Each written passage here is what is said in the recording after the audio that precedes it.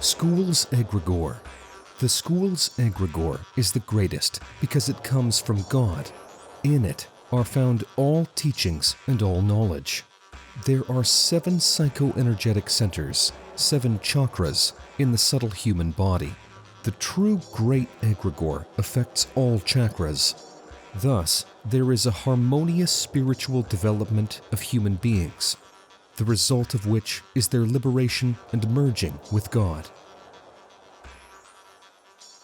As we move down the pyramid of spiritual leaders, we see that many other teachings that have separated from the true teachings of God only impact one chakra. For example, Hatha Yoga and other teachings that teach physical body wellness only affect the Muladhara. Streams of knowledge that focus only on teaching Tantra or pickup, quick seduction, only affect the Swadhisthana chakra. Many people today teach business magic, teaching positive, strong thoughts and attitudes. This is where Manipura is affected. Religious teachings have stopped only at Anahata, Christianity, Islam, and others. They don't teach anything else, like how to live and manifest in Manipura or Swadhisthana. The world's religions contain many prohibitions. They make people feel fear and guilt about sexual desires. In doing so, the energy of the Swadhisthana chakra is often blocked. In essence, people are made sexless beings. Neither do religions develop the Muladhara chakra. Righteous believers should only go to the church often, put candles and pray. The world religions do not talk about the need to develop the physical body in any way. There is no Hatha Yoga, or even a healthy way of life in them. The world religions offer people a trivial teaching on Anahata alone, which is very detached from the realities of life. Other teachings focus only on Visuddha, that is, they emphasize creativity. For example, the modern Krishnaites. They recite mantras, sing, play spiritual music, paint, and that's it. Neither Swadhisthana, nor Muladhara, nor Manipura, none of these are developed. Modern Krishnaites, for example, believe that one should have sex once in a lifetime to conceive a child. And here, we can see just a strong distortion of the true knowledge that came from Krishna. For Krishna was actually a tantric, not an ascetic. This is evidenced by the tantric temples of Krishna, images of Krishna in which he is very beautifully dressed and surrounded by beautiful cowherd girls, the gopis. Krishna's entire biography is permeated with Tantrism. Modern Krishnaites explain this by saying that he is God, so he had gopis. And we are just ordinary people, so we will observe celibacy. This is another vivid illustration of the distortion of the essence of the ancient teachings. It was whole, and it remained only on one chakra, Visuddha. Modern Krishnaites are essentially trying to teach asceticism, even though Krishna was a tantric. There are teachings that involve the Ajna chakra. These are philosophical systems that stray into theorizing, theosophy, and anthroposophy. Such teachings are completely detached from practice and do not involve the chakras other than Ajna. All other chakras in these teachings do not function. They are underdeveloped and atrophied. There are teachings that affect a person at the Sahasrara level. They are based on meditative practices and techniques. Adepts of these teachings take vows of silence, practice prolonged meditation, immersing themselves in stillness, thoughtlessness, and emptiness of mind. To practice such teachings, one must go far away from people, completely cut oneself out of the life of society, go to a cave or a monastery. Some ascetics asked to wall themselves up in a narrow, dark cell, leaving a small window through which food and water were passed to them. And there, they spent all their days meditating on Sahasrara. They did not need any other chakras.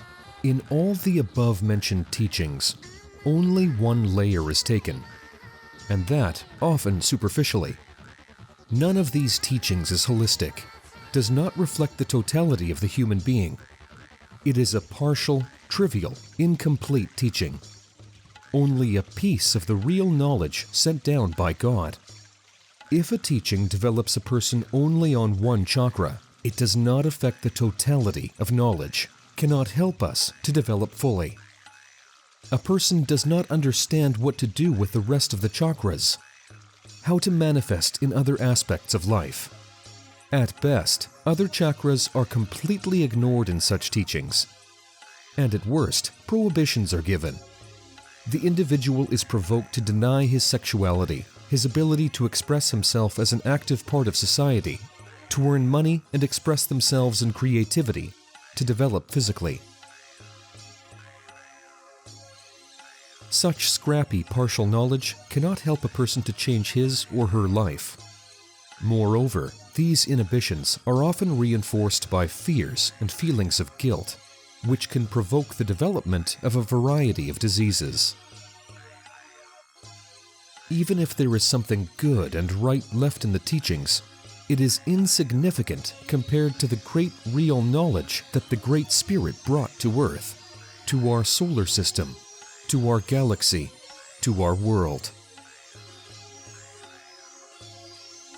For example, the same Vipassana is a little knowledge of how to meditate and count the breath. But this knowledge goes only to one chakra, Sahasrara. And this little knowledge has been blown up by pseudo-teachers like a soap bubble.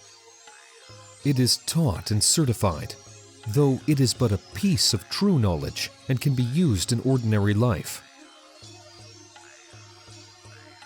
After all, breathing can be counted while walking, sitting at the computer, cooking, and doing everyday activities. Why do we have to count breaths? For what? That's what the pseudo-teachers don't explain.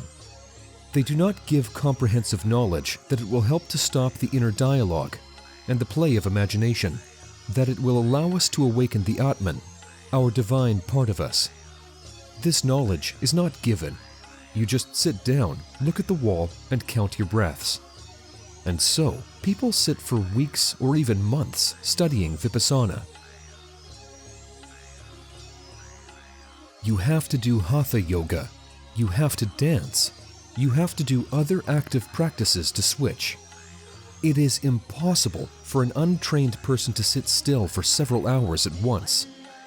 But the pseudo-teachers who teach Vipassana and charge a lot of money for it do not know this. They give people only a small piece of knowledge. And this piece, without the rest of knowledge, sadly, will not work. Only with an integrated approach will true development take place. Then, a person will do both dynamic meditation and Hatha Yoga, will learn pranayama, and cultivate sublime emotions. And, in Vipassana, to begin with, while one is still unprepared, it is enough to sit for only 10 minutes. This is just one example of how scrappy, narrow knowledge is at best useless to the individual. That is why a person must have the fullness of knowledge. Only then will he realize how he should develop. In our school, there is spiritual development on all chakras. This is the true teaching, which is sent down by God and reflects the totality of being, includes absolutely all spiritual knowledge, including astrology and the knowledge underlying Buddhism, Christianity, Zoroastrianism, Krishnaism, and other spiritual teachings. That's why the school's egregore is the greatest and most powerful. This is the real great energy coming from God. This is the great flow of divine power. And to receive this flow, keeping contact with the guardian of knowledge is very important. When there is no such contact, even the wisest books will not lead to realizations, and the knowledge passed through a person's subjective perception will be distorted. This is due to the person's lack of mental energy. A person can read a wise book and understand it up to a certain point, but when his mental energy runs out, he will begin to read mechanically, be constantly distracted, and drift into detached thoughts. Having constant contact with the guardian, a person will receive a lot of mental energy, thanks to which knowledge will be better assimilated. Only by receiving the great knowledge of the school's egregore, you will be able to gain complete, absolute knowledge about man, about the world, about the meaning of existence, and about God.